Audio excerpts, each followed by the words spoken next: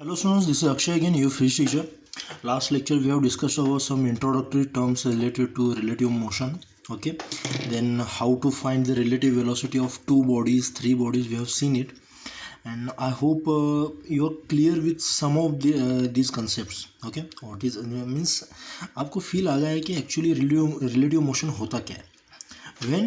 When the motion of any object is studied with respect to another object, considering him at rest. Okay, उस object को हम rest में consider करते हैं. अगर वो मोशन में है तो उसको रेस्ट में कर लेते हैं पहले से, और उसके बाद में दूसरे ऑब्जेक्ट को हम स्टडी करते हैं. इस मोशन को हम क्या कहते हैं? Relative motion. Now we have studied about relative velocity. In this lecture the half of the lecture will be studying about relative acceleration and then about some introduction to relative motion in two dimensions. Okay, तो relative acceleration समझने से पहले आपको ये समझना बहुत ज़रूरी है कि what is the actual meaning between velocity and acceleration.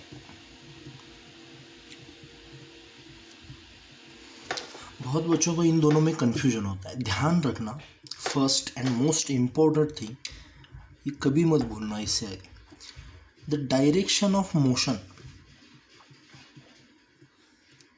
and direction of velocity are same.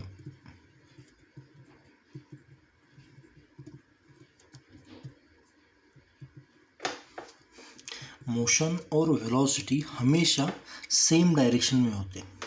आप बोलोगे सर्कुलर मोशन में होता नहीं है सर ऐसा कुछ. Velocity means I am talking about instantaneous velocity.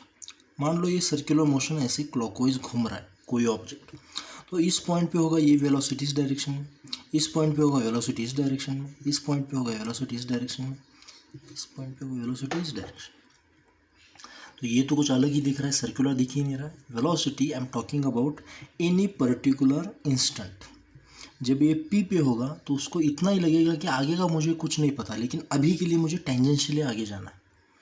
फिर ये अंदर जो खींचता है, सेंट्रीपिटल एक्सेलरेशन कहते हैं उसको, वो इसको इधर घुमाता है ऐसे. हम आगे जाके सीखने वाले हैं इसको, लेकिन ये याद रखना कि direction of motion and direction of velocity are always same. Correct. But acceleration may be positive, may be negative. When it is positive, when the acceleration velocity are in same direction, and when acceleration velocity are in opposite direction. समझ में?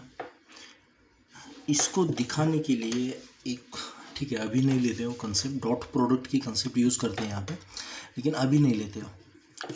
2D motion में कहीं पे देख लेंगे हम, projectile वगैरह देख लिया, कहीं पे देख लेते हैं आगे जाके. Okay, acceleration velocity. वेलोसिटी को जब एक्सेलरेशन बढ़ा रहा है तो पॉजिटिव, नहीं था, ठीक है.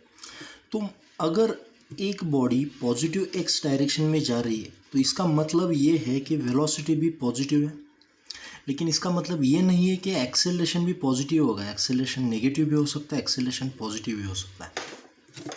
तो एक्सेलरेशन नेगेटिव होगा तो थोड़ी देर के बाद जाके रुकेगी कहीं पे, या फिर वापस आएगी ऐसे रुक के. पॉजिटिव होगा तो आगे ही बढ़ती जाएगी. लेकिन ये दिमाग से हटा देना कि डायरेक्शन ऑफ मोशन और direction of acceleration are always same. No, direction of motion and direction of velocity are always same, instantaneous velocity. Got it? तो ये होता है डिफरेंस इन दोनों के बीच में. Now when I am talking about relative acceleration, इसमें acceleration हम ऐसे दिखाने का कोई मतलब नहीं है. मतलब मोशन यहाँ पे है तो एक्सेलरेशन भी यहाँ पे है, वो उल्टा पुल्टा कैसे भी हो सकता है. तो हम देख लेंगे एक्चुअली रिलेटिव एक्सेलरेशन निकालने के लिए जो भी हम रिलेटिव वेलोसिटी का हमने जो भी रिलेटिव वेलोसिटी की ट्रीटमेंट की, सिमिलरली वैसे ही है. मान लो for example if I take a question like this, simple question, point A, point B. If this is moving here with or if this is accelerated in positive direction with 2 meters per second, okay, sorry, this is moving in this direction 2 meters per second, this is moving in this direction 4 meters per second. Okay, मान लो ऐसे चल रहा है. and this A is accelerated in this direction with acceleration 4 meters per second square, and B is accelerated or retarded in negative direction 8 meters per second square. ये condition पहले तो ये देख लो कि दिमाग में फिट हो रही है. दोनों बॉडीज ऐसे चल रही है सामने. इसको वेलोसिटी बढ़ाने के लिए एक्सेलरेशन दिया, इसको वेलोसिटी घटाने के लिए डिसेलरेशन दिया. समझ में आ रही है बात? तो हमें इन दोनों का क्या निकालना है? Relative motion. If now if we have been asked to find out the relative velocity of B with respect to A. अगर मान लो ऐसे पूछा, ये तो हमें आती है. सर क्या करना है? बी की स्टडी करनी है विथ रिस्पेक्ट टू ए. मतलब ए को किस में मानना है? रेस्ट में मानना है. ये तो हमें पता है सर. तो ए को अगर रेस्ट में करना है तो पीछे भगाओ 2 मीटर्स पर सेकेंड से. तो अगर ए को पीछे भगाया तो +2 -2 ये तो हो गया 0, मतलब रेस्ट में हो गया. अगर इसको पीछे भगाया तो इसको भी पीछे भगाना पड़ेगा 2 मीटर्स पर सेकेंड से. तो ये +2 ये -2 हो गया, +4 -2 that is +2 metres per second.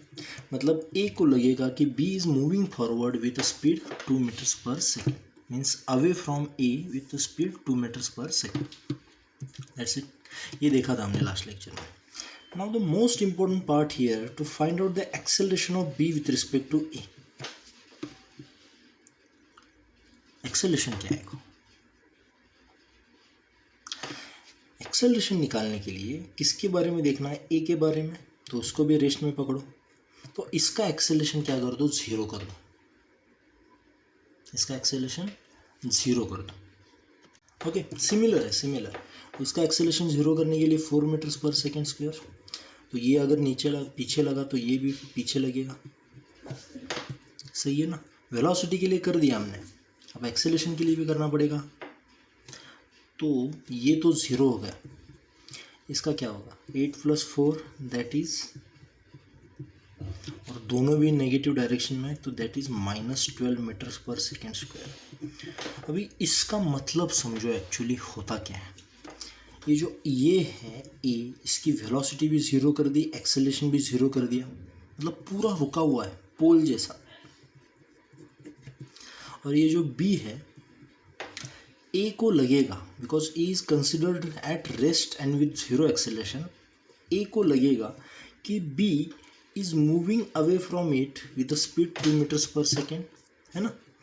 But it is retarded with an acceleration 12 metres per second square. तो ये ऐसे जाएगा थोड़ी देर कहीं पे और फिर से वापस आके इसको टकराएगा. समझ में आ रहा है? ये हमारे हिसाब से स्टडी करने के लिए, सिंपल दिखाने के लिए कर रहे हैं. एक्चुअली ऐसा नहीं होगा. ये रुकेगा फिर बी की जगह, एक्चुअली ए भी चलेगा बी भी चलेगा, इन दोनों में कुछ ये फिर से ऐसे ऐसे होगा. लेकिन इसको स्टडी करने से अच्छा है इसको स्टडी करना कि ए को रेस्ट पे रुकाओ और फिर बी जाके ऐसे. तो बी की एक्चुअल वैल्यूज़ नहीं लिया हमने बी की रिलेटिव वैल्यूज़ ली with respect to A, because A we have considered it as rest. इसलिए रिलेटिव मोशन स्टडी करते हैं हम, ताकि हमें पता चले कि किसी एक बॉडी को सिंपल बना के दूसरे बॉडी को स्टडी करना. आपकी किसी की स्पीड मेजर करनी है तो आप खुद उसके साथ भाग के मेजर करोगे क्या? नहीं, आप रोकोगे और उसके बाद मेजर करोगे. तो खुद को पहले स्टेबल बनाओ और फिर दूसरे की स्टडी करो. समझ में आ रहा है? लाइफ में भी यही होता है, पहले खुद की गलतियां सुधारो, उसके बाद में दूसरे की स्टडी करो. समझ में आ रहा है? सेम केस है ये. Now let's take second example based on relative acceleration और simply relative motion in one dimension. Ball is drop from a height of 80 metres. देखो ये मोशन अंडर ग्रेविटी की बात हो रही है, उसमें भी रिलेटिव मोशन यूज़ करेंगे. At the same time another ball is thrown up from the ground with a speed 20 metres per second. Find the time when they will hit each other. ये बहुत ही टिपिकल टाइप का question है. इसको solve करने की 2 methods है. पहले जो हम इक्वेशन ऑफ मोशन में देखा था, मोशन अंडर ग्रेविटी में देखा था, और सेकेंड रिलेटिव मोशन से. तो मोशन अंडर ग्रेविटी से कैसे सॉल्व करना है? मान लो ये टॉवर है 80 मीटर्स हाइट वाला. आपने यहाँ से ये बॉल को ए नाम देते हैं और इसके ठीक नीचे, क्योंकि 1D मोशन की बात हो रही है, बी बॉल का नाम देते हैं। तो ए को ड्रॉप करते समय उसकी वेलोसिटी कितनी होगी, 0, और बी को ऊपर फेंकते समय इसकी वेलोसिटी कितनी है, 20 मीटर्स पर सेकेंड। इसको मैं UB बोलता हूँ, इसको मैं UA बोलता हूँ। ठीक है, मान लो ये यहाँ पे कहीं पे हिट हो जाएंगी। यहाँ का हमें क्या पूछा है, टाइम पूछा है। ठीक है, दैट्स ऑल। तो टाइम तो सभी के लिए कॉमन होता है, ये याद रखना, टाइम इज स्केलर, तो सभी के लिए कॉमन। तो हमें पूछा है कितने टाइम के बाद हिट करेगा। अभी यहाँ पे इसको ध्यान से देखना, इसको सॉल्व करने के 2 मेथड्स हैं। मैं पहले सबसे कॉमन वाला मेथड बताता हूँ जो नॉर्मल बच्चे यूज़ करते हैं, जिनको रिलेटिव मोशन नहीं पता होता। ठीक है, तो मेथड 1 क्या है कि मान लो after time t they will hit each other. Let's assume a time t after which they will hit each other and at height h, मतलब यहाँ से कितने हाइट पे उन्होंने हिट किया, h पे। हमें पता नहीं t क्या है, h क्या है, लेकिन हम अज्यूम कर लेते हैं h और t ऐसी 2 वैल्यूज़ है जहाँ पे उन्होंने हिट कर दिया। Okay, so up to that point ये अगर h होगा तो ये कितना होगा, 80 माइनस एच। सही है ना, टोटल 80 है तो ये कितनी होगी, 80 माइनस एच। सो 80 माइनस एच को कवर करने के लिए इसने अगर 0 से स्टार्ट किया होगा तो ये हो जाएगा half GT², UT plus half GT², लेकिन U तो 0 है तो हाफ GT²। सही है। नाउ सेकेंड, अगर h डिस्टेंस कवर करना है UB को तो इसकी न्यू वेलोसिटी कितनी है, 20। तो 20t माइनस हाफ, अभी यहाँ पे प्लस लेके g नीचे है तो -10 यहाँ पे ले लेता हूँ t²। इसके लिए डायरेक्शन नीचे है तो इसके लिए ये प्लस आएगा। If I am talking about a, इस motion and the acceleration due to gravity are same direction, in same direction, that's why it is plus. But for b is moving upward and g is in downward direction, that's why it is negative. Got it? So I can say 80 minus h is equal to half g. Half into g is what, 10. So 5t². This is equation number 1. And this is h is equal to 20t. ये minus यहाँ पे आएगा, so this will be minus 5t². This is equation number 2. Correct है। तो इन दोनों को add कर दो इक्वेशंस को, 80 माइनस एच प्लस एच, तो ये दोनों चले जाएंगे, बचा क्या, 80 is equal to 5t² minus 5t², ये चले गए, इनको एडिशन करने के बाद क्या बचा, 20t, and this will be t is equal to 4 seconds. Got it? This is the answer, this is the common method you can use, otherwise you can use another method also, means in motion of gravity, as you feel convenient. Now method of relative motion, ये बहुत simple method है लेकिन इसके लिए थोड़ा logic आपको clear करना चाहिए। देखो, if I talk about A, इसकी इनिशियल वेलोसिटी 0 है और इसका इनिशियल एक्सेलरेशन है g which is in downward direction. If I talk about B, इसकी initial velocity 20 metres per second है और इसका इनिशियल एक्सेलरेशन है g। करेक्ट? तो ये चीज़ समझ लो कि ये तो क्लियर हुआ, UB की वेलोसिटी ऊपर है लेकिन एक्सेलरेशन इसके लिए डाउनवर्ड है, UA नीचे है, एक्सेलरेशन नीचे है, तो ये दोनों बीच में कहीं पे हिट होंगे। लेकिन रिलेटिव मोशन में हम क्या मानते हैं, किसी एक को पोल की तरह मानते हैं, रेस्ट में।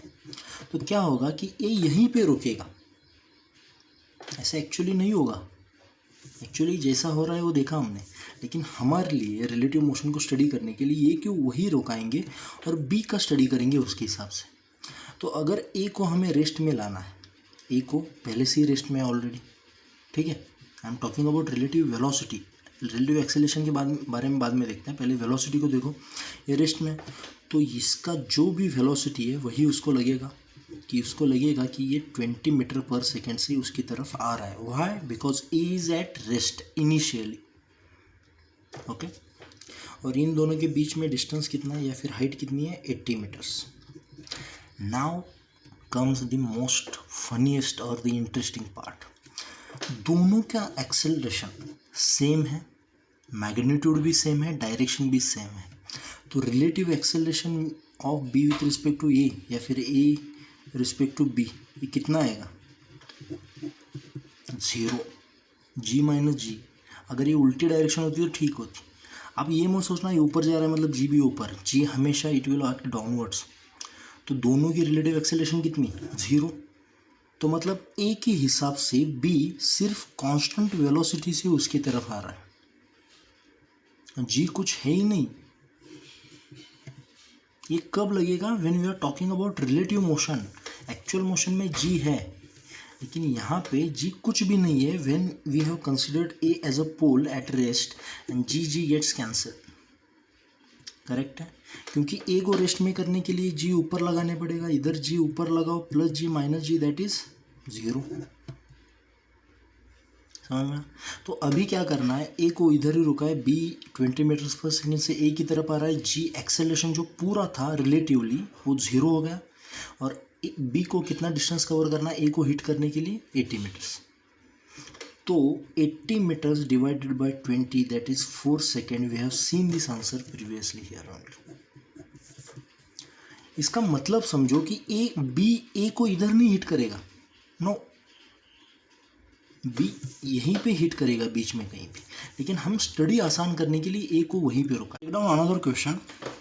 A ball is thrown up with a speed 20 meters per second. At the same time, another ball is thrown down at a speed of 10 meters per second from a 90-meter tall building. Find the height from the ground where they will meet. Okay. Actually क्या होता है कि question लेने से पहले मैं आपको एक चीज़ समझाता हूँ। अगर आपके सामने कोई ऐसा क्वेश्चन आ गया, जैसा लास्ट वाला एक क्वेश्चन था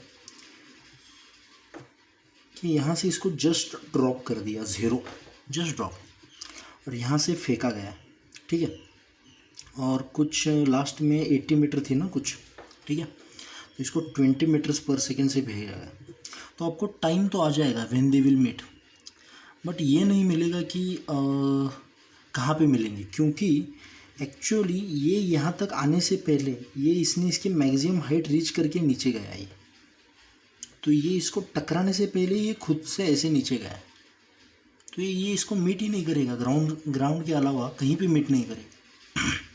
तो ये कंडीशंस भी होती है, वो हम थोड़ा एडवांस सेक्शंस में वगैरह देख लेते हैं। अभी के लिए ये देखो, बॉल इज थ्रोन अप, ये क्या पूछा है, ये बॉल है, बॉल बी है मान लो, तो बी को ऊपर फेंका गया है 20 मीटर्स पर सेकेंड से, और ए को नीचे फेंका गया है 10 मीटर्स पर सेकेंड से, और दोनों की जो डिस्टेंस है 90 मीटर्स है।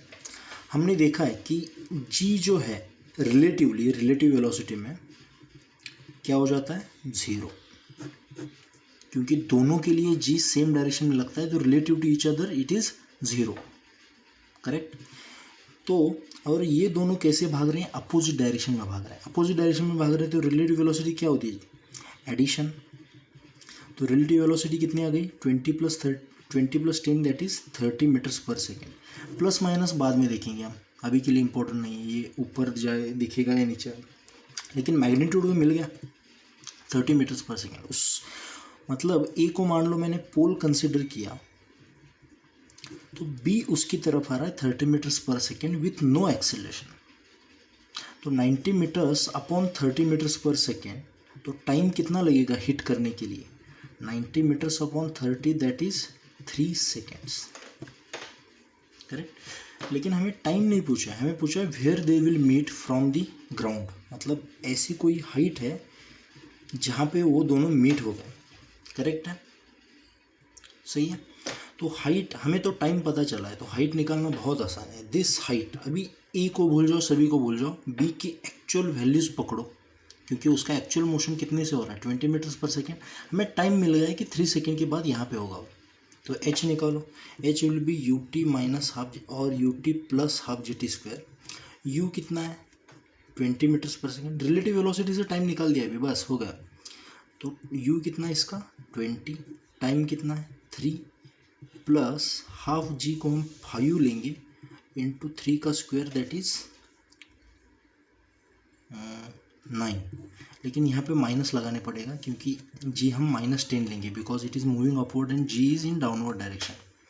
So this will be 60 minus 45, that is 15 meters. Getting it? From the ground at 15 meters they will meet. मतलब ऊपर से कितना मिलेंगे 75 meters.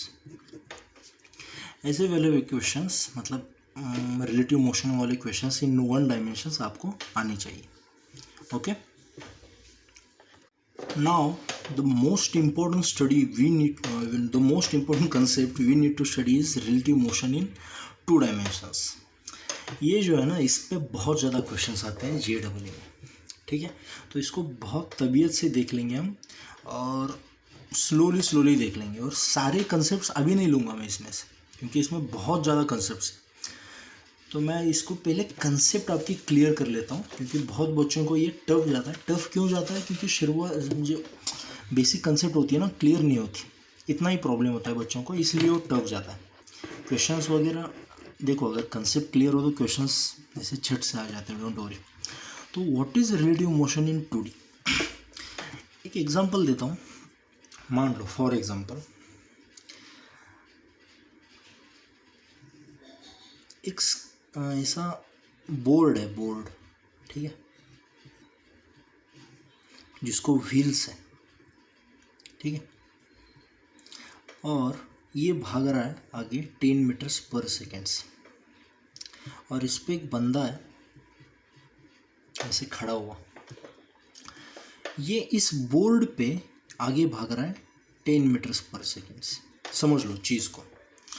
और एक बंदा है जो ग्राउंड पे खड़ा है. अगर कोई चीज़ ग्राउंड पे खड़ी होती है we can say that it is in ground frame. मतलब वो जिस फ्रेम से देख रहा है इन सब चीज़ों को, उस फ्रेम को क्या कहते हैं? Ground frame. ठीक है, ये समझने वाली बात है. तो ग्राउंड फ्रेम मतलब एक्चुअली उसको कहते हैं कि वो रेस्ट में मान लेते हैं उसको. ठीक है, मतलब बाय डेफिनेशन नहीं, लेकिन दुनिया की सारी चीज़ें हम ग्राउंड फ्रेम से एनालाइज करते हैं. तो मुझे बताओ, ये अगर भाग नहीं रहा होता, इसकी ये स्पीड 0 होती. ठीक है, ये स्पीड कितनी होती? 0. और ये रुका होता यहाँ पे, तो इसको मतलब इसको मैं A बोलता हूँ, इसको मैं B बोलता हूँ. B को A कैसा लगता अगर ये रेस्ट में होता? फिर भी इसको ये 10 मीटर्स पर सेकेंड इधर जा रहा है ऐसे लग रहा है. लेकिन एडिशनली अगर ये खुद से ऊपर भाग रहा है, यहाँ पे ये पहले से भाग ही रहा है, लेकिन ये यहाँ पे अगर भाग रहा है तो उसको लगेगा कि ये 10 + ये 10 that will be 20 metres per second से ये यहाँ पे भाग रहा है. अगर मान लो मैंने यहाँ पे एक कैमरा फिट कर दिया ऐसे, जो पूरा अटैच्ड है इस बोर्ड से, कैमरा को क्या लगेगा ये कितने से भाग रहा है? कैमरे को लगेगा कि ये ओनली 10 मीटर्स पर सेकेंड से भाग रहा है, क्योंकि उसको खुद को नहीं पता कि ये 10 मीटर पर सेकेंड खुद से भाग रहा है, क्योंकि ये खुद को किस में मानता है? रेस्ट में. ये देखा था हमने, मतलब 1D motion. Now just consider it is moving in opposite direction. Just consider means this is the board, this is moving forward with 10 meters per second and the boy on it, the A person, is moving 10 meters per second in the opposite direction. Now according to B, what will be its motion?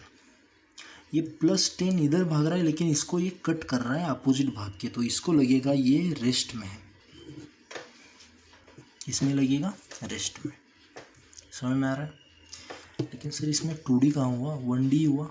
2D की condition देख लो. ये board है जो भाग रहा है यहाँ पे 10 नहीं, अभी कितना लेते हैं? 3 मीटर्स पर सेकेंड से लेते हैं. ठीक है, और यहाँ पे एक बंदा है खड़ा जो यहाँ पे नहीं भाग रहा है, वो यहाँ पे भाग रहा है 4 मीटर्स पर सेकेंड से. समझ में आ रहा है? अगर मैं टॉप से देखूँ तो इसका मतलब ये है कि ये ऐसा बोर्ड है जो इधर भाग रहा है 3 मीटर्स पर सेकेंड से, और उस पर एक बंदा खड़ा है जो यहाँ पे भाग रहा है 4 मीटर्स पर सेकेंड से. जो बाहर खड़ा है जो ग्राउंड फ्रेम में, उसको क्या लगेगा कि इसका क्या हो रहा है मोशन? ये सिर्फ आगे जा रहा है ऐसे लगेगा, या फिर सिर्फ इधर जा रहा है ऐसे लगेगा, दोनों की एडिशन हो जाएगी और लगेगा कि ये ऐसे ऐसे भाग रहा है। सोचो, ऐसा वाला मोशन स्टडी करने के लिए हमें क्या चाहिए? Relative motion in 2 dimensions. Getting it?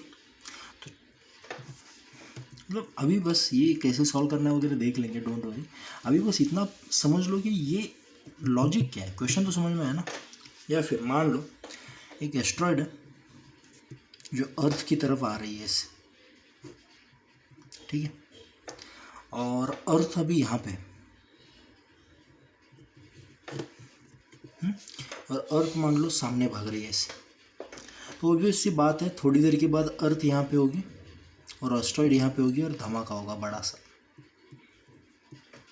तो यहाँ पे कोई साइंटिस्ट है, उसको इसका स्टडी करना है, तो वो यहाँ पे जाके स्टडी करेगा कि आओ एस्ट्रॉयड हमें मारो, उसके बाद हम स्टडी करते हैं? नहीं ना, उसको पहले स्टडी करना पड़ेगा कि कितने टाइम के बाद इसको हिट करेगी, क्या करेगी। समझ में आ रहा है?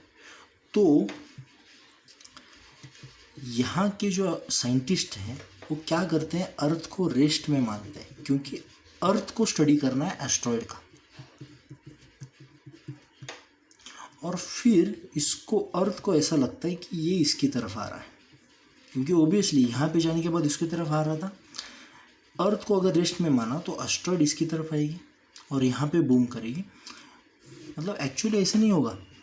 हमने जैसे देखा था कि पॉइंट ए पॉइंट बी यहाँ पे था, ए को हमने रोका था पोल बना के और बी उसकी तरफ आ रहा था ऐसे, ये मान लिया था। In case of relative motion ऐसे नहीं होता, ए भी नीचे आता है, बी भी ऊपर जाता है, बीच में कहीं होता है ये। लेकिन स्टडी करने के लिए ए को रेस्ट में माना था। सिमिलरली स्टडी करने के लिए अर्थ को किस में मानना पड़ेगा? रेस्ट में। और जो यहाँ पे जाके कोलिजन होने वाला था वो कंसिडर करेंगे कि यहाँ पे हो रहा है। एस्ट्रॉयड जाएगी तो ऐसी, अर्थ भी ऐसी ही जाएगी, लेकिन हमने खुद के स्टडी के लिए अर्थ को किस में माना है? रेस्ट में।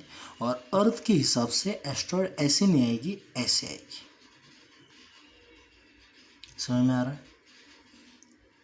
तो ये जो है, ये जो वाला एरो निकाला है मैंने, इसको कहते हैं रिलेटिव मोशन। ये सब दिखाऊंगा मैं आपको कैसे निकालना होता है, क्या लिखना।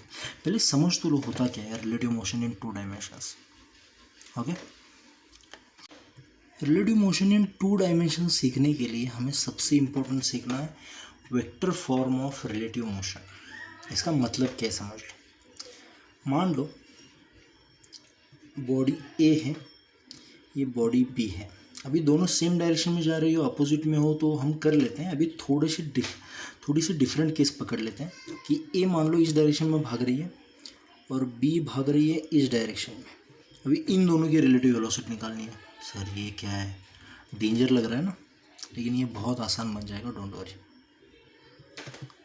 तो इधर अगर दिखा रहा हूँ मैं 2D में, तो मैं बोलता हूँ कि वेलोसिटी ऑफ ए इस डायरेक्शन में है और वेलोसिटी ऑफ बी इस डायरेक्शन में। Okay fine.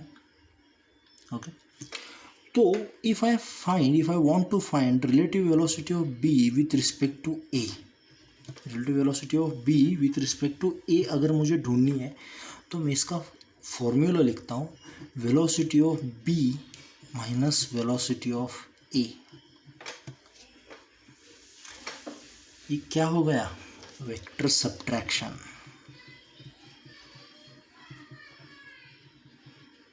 और अगर वेक्टर सब्ट्रैक्शन का लेक्चर आपने ध्यान से देखा होगा तो आपको पता है कि वेक्टर सब्ट्रैक्शन करते कैसे। वी बी माइनस वी, मतलब क्या है? इसको मैं ऐसे लिख सकता हूँ, V B plus minus V, correct है ना? तो इसका मतलब ये है कि हमें वेक्टर की एडिशन करनी है, इस वेक्टर्स की वी बी की और माइनस वी की क्या करनी है? हमें एडिशन करनी है। इसी को सब्ट्रैक्शन को हमने किस में कन्वर्ट कर दिया? एडिशन में। मेरे लेक्चर में जाके देख लो, शायद तो यहाँ पे लिंक आ जाएगी इसी टाइम पे ऊपर, उसको क्लिक करो, वेक्टर सब्ट्रैक्शन में जा सकते हो अगर आपको नहीं पता, अगर आपने लेक्चर नहीं देखा है तो वी ए को नेगेटिव बनाना है, मतलब वी ए को हम डॉटेड नेगेटिव डायरेक्शन में दिखाते हैं, माइनस वी ए। चलो समझने के लिए, तो अभी पता है ना माइनस वी अपोजिट वेक्टर क्या होता है? नेगेटिव वेक्टर क्या होता है? नेगेटिव बना दिया। अब इसका मतलब माइनस वी ए का और वी बी का हमें क्या करना है? एडिशन। अभी एडिशन करने के लिए क्या करते हैं हम? ग्राफिकल मेथड सिंपल, हेड और टेल कॉम्बिनेशन, सही है ना। तो V B plus minus V है, मतलब पहले वी बी को लिख लो, लिखा, वी बी लिख लिया, गुड। अभी माइनस वी को लिख लो,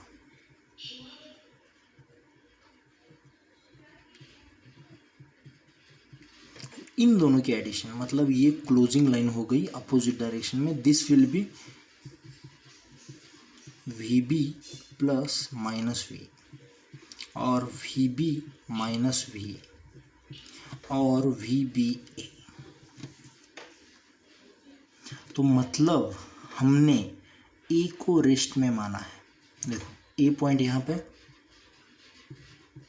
और बी अभी चल रहा है किसके हिसाब से, ए के हिसाब से, और कौन सी डायरेक्शन में, ये वाली डायरेक्शन में।